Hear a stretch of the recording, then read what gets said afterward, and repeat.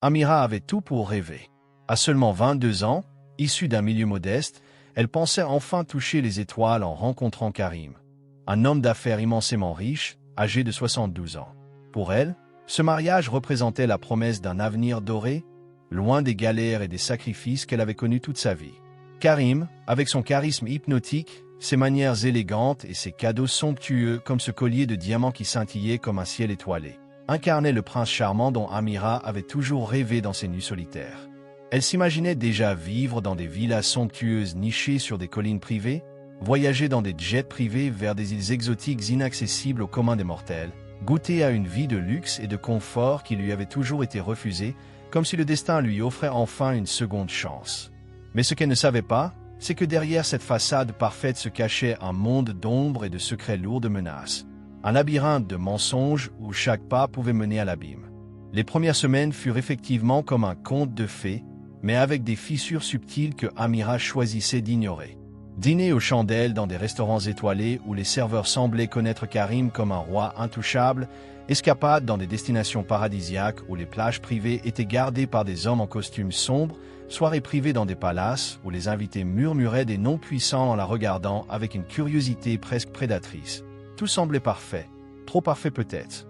Amira était émerveillée, persuadée que le bonheur venait de frapper à sa porte avec la force d'un ouragan bienveillant.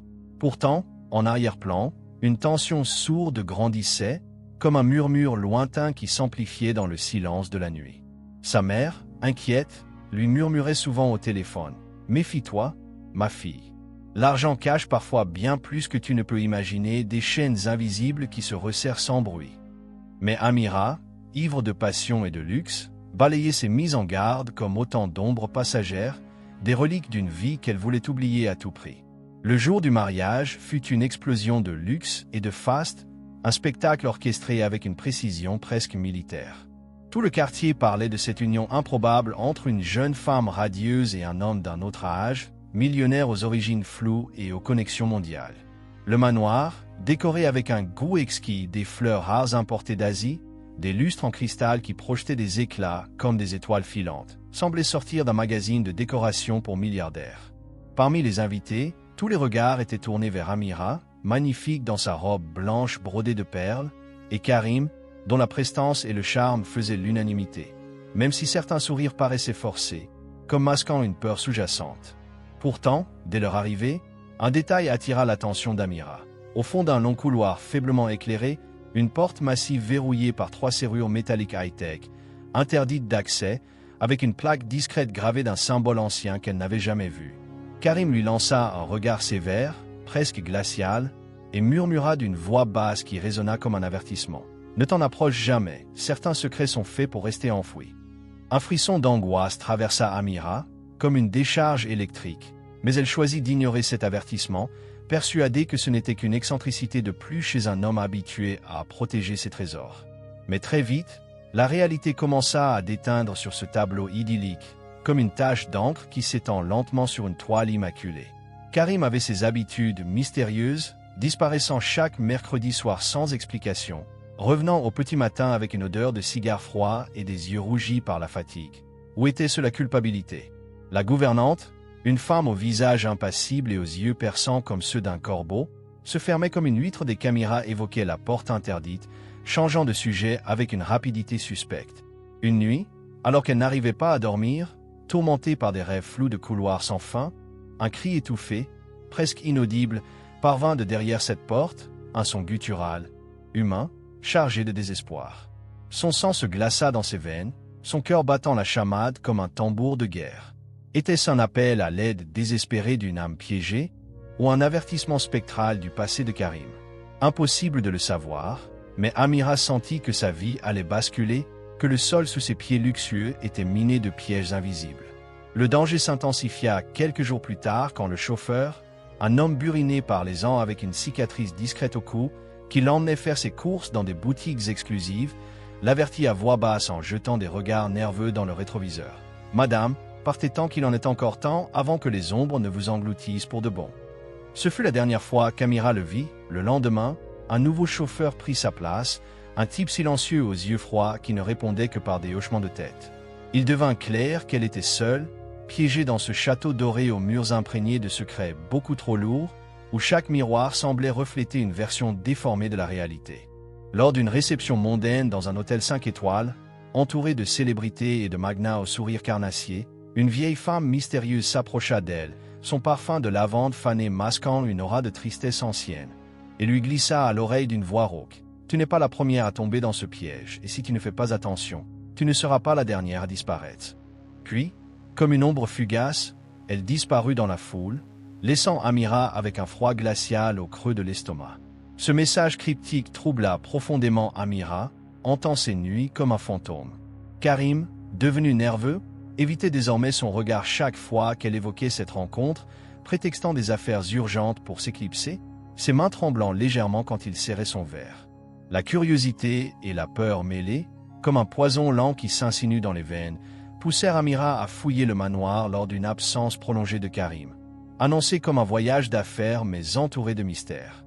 Derrière un cadre ancien dans le salon, un portrait d'une femme aux yeux tristes qui ressemblait vaguement à elle. Elle trouva une clé rouillée, cachée comme un trésor maudit.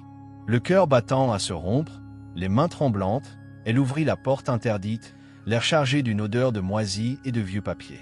Ce qu'elle découvrit la glaça jusqu'à l'os. Des photos jaunies de jeunes femmes, souriantes et pleines de vie, toutes barrées d'un grand X rouge sanglant, comme marqué pour l'effacement.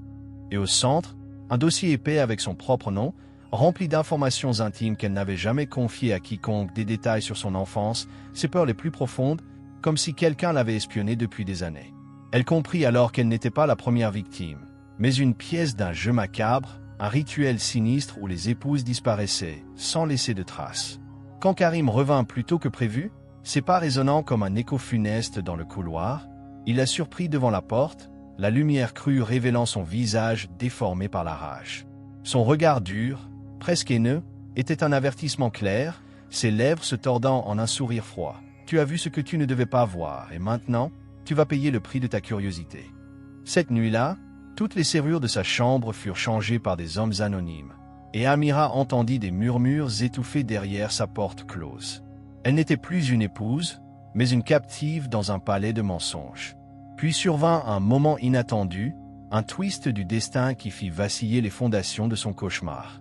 Lors d'un gala somptueux, sous les lumières aveuglantes des chandeliers, Karim s'effondra subitement, son visage pâle comme la mort, une main crispée sur sa poitrine. Dans le chaos, un homme élégant s'approcha d'Amira, se présenta comme policier sous couverture, et murmura d'une voix urgente. « Vous êtes en danger imminent. Restez près de lui, feignez l'inquiétude, mais aidez-nous, votre vie en dépend. » La vérité éclata enfin comme une bombe. Karim était recherché pour plusieurs disparitions mystérieuses, toutes liées à son nom et à ce manoir maudit, un réseau de trafic sombre et de mariages arrangés pour couvrir des crimes innommables. Contre son gré, Amira devint une espionne, transmettant des informations cruciales aux enquêteurs via des messages codés cachés dans ses bijoux. Terrifiée à l'idée d'être découverte, chaque regard de Karim semblait sonder son âme, comme s'il devinait sa trahison. Sa vie devint un jeu de cache-cache mortel, où chaque faux pas pouvait être fatal, où les nuits étaient peuplées de cauchemars de X rouges et de cris étouffés. Puis vint le jour où, profitant de l'absence de Karim pour une réunion secrète, la police investit le manoir avec une force brutale. Des coffres remplis de documents secrets, des listes de noms barrés, des contrats illégaux, des preuves de chantage, des passeports sous fausse identité, des plans inquiétants pour d'autres unions fatales furent découverts, révélant un empire criminel tissé dans l'ombre. Karim fut arrêté sous le feu des projecteurs des médias, son masque de gentleman s'effritant en direct, hurlant des menaces incohérentes alors qu'on l'emmenait menotté. Amira quitta le manoir, libre mais profondément marqué, son corps tremblant encore des échos du danger. Son rêve s'était transformé en cauchemar abyssal, mais elle avait survécu, émergeant des ténèbres avec une force nouvelle. Désormais, elle portait un poids lourd, celui de la vérité, un fardeau qu'elle jurait de partager pour sauver d'autres âmes naïves des pièges dorés du monde. Mais parfois, dans le silence de la nuit, elle se demandait si Karim avait vraiment tout révélé ou si d'autres portes interdites attendaient encore d'être ouvertes. Waouh, quelle histoire, les amis! Si ce récit vous a tenu en haleine, n'oubliez pas de laisser un like et de vous abonner pour ne rien manquer des histoires incroyables que je partage chaque semaine. Ton chaleureux, dites-moi en commentaire, qu'auriez-vous fait à la place d'Amira? Auriez-vous fui dès le premier cri? ou risquez votre vie pour percer les mystères. Vos avis comptent énormément et m'aident à créer encore plus de contenu qui vous passionne. Ton engageant et surtout, partagez cette vidéo avec vos proches, on ne sait jamais qui pourrait avoir besoin d'entendre cet avertissement. Merci d'avoir regardé jusqu'au bout, on se retrouve très vite pour une nouvelle aventure, aussi dingue que celle-ci. Prenez soin de vous, et souvenez-vous, parfois, derrière les paillettes, se cachent des vérités qu'il vaut mieux ne pas ignorer. À bientôt. Musique optimiste, son de notification.